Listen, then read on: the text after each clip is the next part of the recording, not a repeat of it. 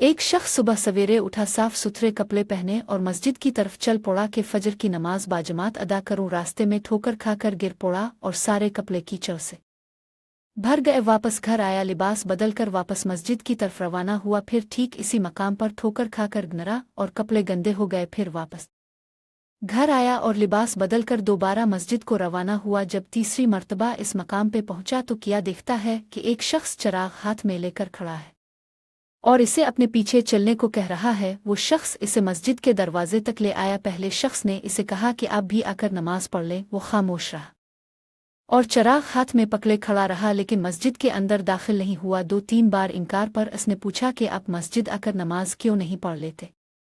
دوسرے شخص نے کہا، اس لیے کہ میں ابلیس ہوں۔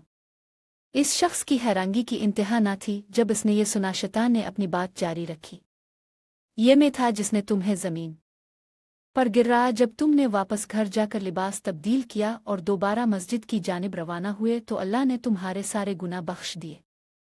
جب میں نے دوسری مرتبہ تمہیں گرایا اور تم دوبارہ لباس پہن کر مسجد کو روانہ ہوئے تو اللہ نے تمہارے سارے خاندان کے گناہ بھی بخش دیے۔